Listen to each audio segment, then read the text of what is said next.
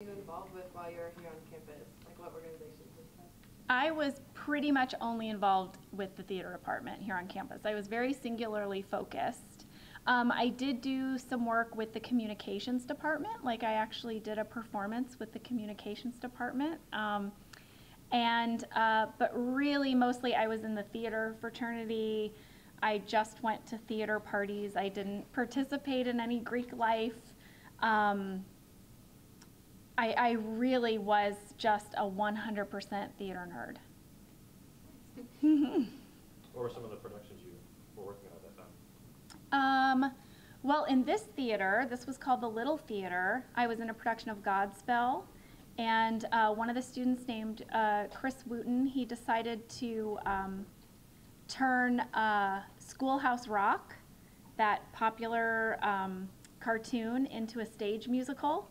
So I was a part of that. Those were both student lab productions, actually. And then another student lab production that I did was Cabaret. So I think I was only in 2 main stage shows while I was here. I played a role, I had a supporting role in Noises Off, and then I had a lead role the summer before I graduated in Crimes of the Heart. But most of the stuff that I did while I was in school here were student-driven lab productions, and then on the weekends, we would make short films. And we actually made a satire of the Kirksville Police Department called KPD Blues. And we made 2 episodes of that show. Just what's it like being back in Kirksville, and what are some of your favorite memories from your time here? You know, little things have changed about Kirksville, but the general vibe is still the same. And it was the vibe that made me want to come here to school anyway. So I was so happy to discover that that was still alive and well.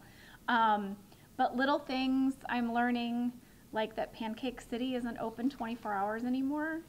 That beyond the Walmart, there's like all these other things that have popped up now, right? There's a Marshalls, I heard. So I was here when Walmart happened. So that happened in my time here. That was a really big deal. And I remember, we're getting a Walmart, we're getting a Walmart. Oh, that's something that I did. We used to go to Walmart and walk around. That was like it was like a thing. Like you just went on the weekends to just kind of like walk Walmart. We used to do that.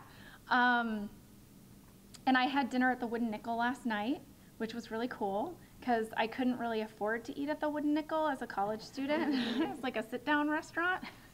And I mostly ate at places like, what is that, Restaurant 54? Diner 54 and Pancake City. But we made it to Hy-Vee. We stopped by there. That's all been redone. So it's interesting because there's a lot of things that have gotten a facelift and have been like sort of renovated, and then a few little things that have popped up, but then so much else is exactly the same. When was the last time you'd been in Kirksville? I came about 5 years after I graduated. So it was around like 2000, 2001 is the last time I was here. So it's been a long time. Do you think your education at Truman adequately prepared you to be a career actor? Yes, I do. In so many ways. The theater program at Truman is really special, and some of it is based on that liberal arts education philosophy, which is that I didn't just come here and study acting technique. So I had to learn how to light a show, I had to learn how to stage manage, I had to learn how to make props and do costumes. So I really gained an appreciation for how collaborative the artistic process is. And then when I went out into the world, I had all of those skills, and I was able, I just had a language for how to put together a production that I feel like some students who only studied acting technique, they didn't have that. But also, there were amazing things about going to school here. So, well, here's something. So, they did not have a film and television department here, and what I wanted more than anything was to be a film and television actor. And so I had to learn that part on my own. And so while I was in school here, me and my fellow actors, we made our own little TV shows, and we filmed them and we edited them. And that is exactly what you do when you want to be an actor in Hollywood. You go out and you make your own projects. You don't wait for someone to give you a job. And I never had any expectation that someone was going to give that to me. Like, I knew that I had already started doing that here in school. And again, I think if I'd gone to a school that just focused on acting technique, I would have left without that skill too. So the thing that Truman didn't have actually ended up giving me exactly what I needed. And then going to school in a small town, you might think that your opportunities are limited, and maybe in some ways they are, but I got to work at KTVO running the live camera for the live newscasts. Me, a 19-year-old college student, was tasked with moving those giant cameras around the stage, which now I think are run by robots, but at the time were run by actual human beings. During a live newscast, I had to time it out, I had to watch the timer, I had to make sure that the chyron square was not over the anchor's face, but next to the anchor's face. I'll admit there were a couple times when I didn't quite make it in time and it was slowly moving off their face. But in some big city, if I went to apply for a job at their television station, they're not gonna give me that. I'm not gonna get that job. That's an opportunity I would never get, but I got that here. Like that was so valuable. So again, like there were just like so many ways that I got this kind of hands-on experience that I'm not sure I would have gotten in other places. What's some advice you'd like give Truman students today, like in general? To the Truman students in general? Oh gosh, I mean, I'm a mom, so my advice is gonna be very mom-like, which is take this opportunity and this time in your life to study and learn everything you can and also grow into the person that you wanna be. So this is your opportunity in life to figure out who you are, separate from where you grew up, separate from your parents' politics, separate from your parents' religion, separate from your parents' ideas of who they think you should be. This is your space. Claim your space to figure out exactly who you are and what you want to do in the world. That is the best use of your time here. So after Truman, what was it like having to make that transition out of college? Because I know a lot of people forget about that in-between time. So what was that like for you, and what advice would you give students who are kind of getting ready to be in that in-between time and they're honestly probably scared about the real world? Yeah, it's a tricky time because you've been a little cloistered. Not just because you've been in an academic environment, but because you've also been in kind of a small town environment. And so if you are leaving Kirksville, it can feel like loud and big and a lot to figure out. So I think just try to take everything in small steps and don't expect to have your dream job in the first 3 years. It takes time, it takes practice, I mean, it's gonna sound corny, but one of the things that got me through that time was finding ways to be of service to others, because it took me outside of my own personal ambition, and it just grew a part of my life that was totally separate from what I remember at that time being a very self-focused time. So finding a way to be a little other-focused is not such a bad thing. As you've been walking around the campus again, are there memories that stick out to you and come back to mind pretty quickly? Yeah. Oh yeah. This is really weird to be in this room because there used to be like a cutout there. Like this was a stage where I did so many productions. So what's weird is to walk into buildings and expect them to look a way that they no longer look.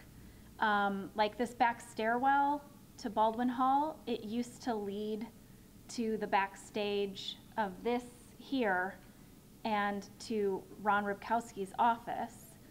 And now it's like a giant stairwell thing. Like it's weird, like you are confused because you're like, wait, I think it's supposed to look like this. But then other things are exactly where they are supposed to be. The Duke Inn is still right where it is. Although I feel like they got bigger. Did it add an extra section with like pool tables and stuff? Yeah, okay, see? Right, because I'm like, wait, was that always there or is that new? So just things like that. But I can't say enough how the general, like, I visited a lot of schools when I was trying to figure out where I wanted to go to college. I visited schools in Illinois and Indiana and Mississippi. I visited USC and UCLA, and I ended up picking Truman. And it was because when I walked on the campus, I just knew. I just knew it was just love at first sight. And I feel that exact same way coming back. It's the same just positive feeling from people, and it's like I don't even know if you can put your finger on what it is, but I'm just re-experiencing that again. And my husband came back with me, and he said, as we were sort of driving here, he was like, wow, how did you get out to this? Like, why did you pick this school? This is like, how in the world did you make this choice? And then when we got here, very shortly after we got here, he said, oh, I get it. I get it. And on the drive, I kept saying, I can't explain it. It's like I just walked on the campus and I was like, this is where I want to do it. This is where I want my college experience to be. What were some of your favorite spots on campus? I'm telling you, I didn't leave the theater buildings. I went to maybe one, I didn't go to a single sporting event. I went to one basketball game, maybe two. I didn't go to any football games. Barnett Hall, why is it so far away? Why? Can you move that building closer? I got a D in that class because I didn't want to walk there. Yeah, I mean, I really stuck to this little area, and my house for my Centennial Hall was my dorm, and then I moved off campus into a little house that's no longer there because it's now a parking lot. But I lived a half block from campus. I lived right across Normal, which my dad loved to tell people, by the way. My daughter lives a little across Normal. Right across Normal, just east of Normal is where my daughter lives. He used to love to say that. And so I really was just McCain Hall, Baldwin Hall, McCain Hall, Baldwin Hall, Ophelia Parish. That was it. That was like, those were the buildings, basically. And then I went to the library and the student union, and I ate in the cafeteria. Is that rec center new? Okay, yeah, because I don't think I've ever been in that building. You mentioned Rob Kowski, and I know last night you set up a scholarship in his name for the theater department. Can you talk a little bit about what that, purpose of that one is? Yes, so Ron Rybkowski is a professor of theater here, and he was one of my professors, and he's retiring this year after 31 years. And Ron was that teacher who teaches the whole student. So he doesn't just teach you the class and the information, he teaches you what you specifically need. So if you need to be challenged, he challenges you. If you need a break, he gives you a break. You know, he knows how to keep you interested and engaged as a student and help you grow and mature as a person. So he was really special to me, and when I found out he was retiring, I started talking to some people here about the possibility of starting a scholarship fund in his name because I love the idea of being able to give financial assistance to more students who might want to study theater here and kind of take those same steps that I did, and then for them to be able to do that in his name, and hopefully with that they'll be blessed with the same bit of magic that I was able to be blessed with having him as my actual teacher. Is your life the typical celebrity life? You can't go anywhere without being bothered, or do you have issues with that? Oh. You like to compare to us? No, there's so many misconceptions about Hollywood in general and about actors in general. I think that you get about as much attention as you seek in some ways, but yeah, I do get stopped a lot because it is crazy. It depends on where I'm going, but it is crazy to see someone walk off your television screen or off your movie screen, and then there they are standing in front of you. And but for the most part, in general, all people are so kind and considerate and genuinely excited or nice and not particularly intrusive. And you know, as my husband once said, that's the price you pay for all your dreams coming true. You know, just put it in perspective. Like, it's just not, and I always just think back to what it would mean to me if I had a chance encounter with someone I admired, and you know, Do people tell you you look older on TV or younger on TV or prettier in person? That kind of I think it depends on what day they meet me. Is there what's this kind of demographic of people that come up and talk to you? It seems like in the age of Netflix, The Office might be more popular nowadays than it maybe was when it was still on TV. The Office is absolutely more viewed today than it was when it was on live. And what's really crazy to me is, especially coming to a campus like this, most of the people who have seen my show today, seen The Office today, were toddlers when I was making it, and they weren't allowed to watch it. And the thing to me that's most special about The Office, I would say, and fans of The Office, is we now have this multi-generational fan base. So people's parents who were watching it when it was on, they now have kids that are watching it today, and they watch it together. When I was a kid, for my family, that show was Cheers with Ted Danson and Shelley Long, and that show actually inspired me to want to be a television actress. And one of the special things about it was that even though I was 13 or 14 and I barely wanted to be in the same room as my parents, I did want to be in the same room with them to watch Cheers. So when I see like a 12-year-old or a 13-year-old come up to me with their parent and they're both like bonded over this piece of entertainment, that's so significant to me. Like, I just think, yeah, and especially now as a parent, I know what it's like. Like, you want those things that your kids are interested in with you. And so I love that The Office is like that for people.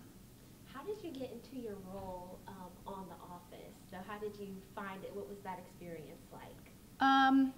That's such a big question. What do you mean specifically? Well, I mean, how did you find out about the role? Was there like an advertisement or anything? Oh, I see what you're saying. Like, hey, we're looking for this role, and can you kind of tell us that story? Yes. I got my role in The Office. I had an agent, and there had been a job posting, you know, a casting call for the role, but the reason that I got called for the job was because the casting agent, Allison Jones, I had been auditioning for her for about 5 years. So sometimes I got little roles, sometimes I didn't. I did like a 3-line role on a sitcom that she had been casting. But over the course of 5 years, Allison Jones just kept calling me in for various roles that she thought I was right for. And my teacher always said the best way to get work is to create a consistent body of work that people can count on. So the goal as an actor was to create this consistent body of work that casting directors could count on me to come in and deliver at an audition. So I was called in to audition for the role thanks to Allison, and then I did about 3 months of auditions, screen tested for the role. So it was a very long process, yes. And then in the end, I finally was the one they picked.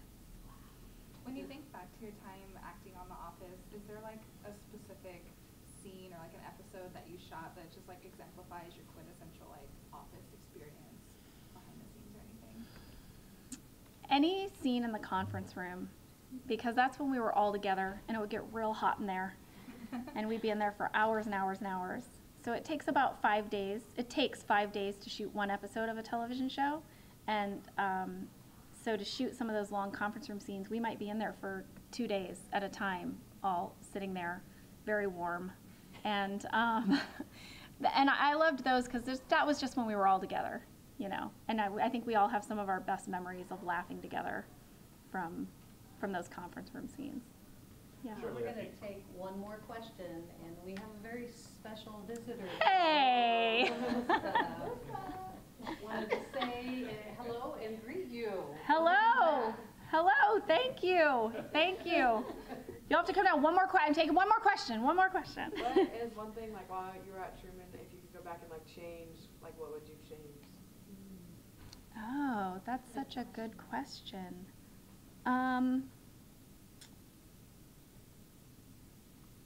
There are some classes that I just wish that I could have taken, or I wish I'd taken more business classes.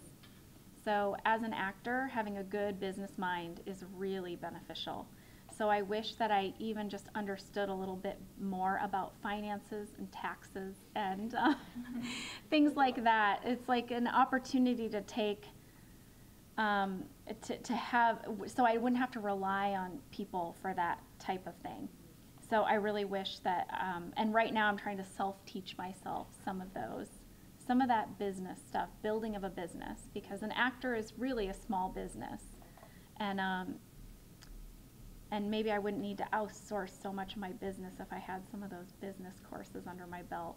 But really my only regrets are things like the classes I didn't take or that I didn't study hard enough at because I didn't totally relish in the time that I was given. I didn't understand, and I think no one ever does, no college student ever gets it till they're out of college, how much I would give for 4 years to just read books and learn stuff today, you know? I have to depend on like 20-minute podcasts now, and like currently listening to the history of Rome in a series of 20-minute podcasts. I mean, I wish I could spend a whole year on that now. But I think when you're in college, or if you're like me, I was just so eager to get out in the world. I felt like I didn't have time for all this learning. And now I would go back and I would learn absolutely everything I could with this very special time that is meant to be dedicated to learning. So let's give a huge round of applause to Jenna. Spike, get on in here, Spike. Yeah, look at this guy. Yeah, go Bulldogs. Spike is not allowed to speak, but that's right. Yeah. Thank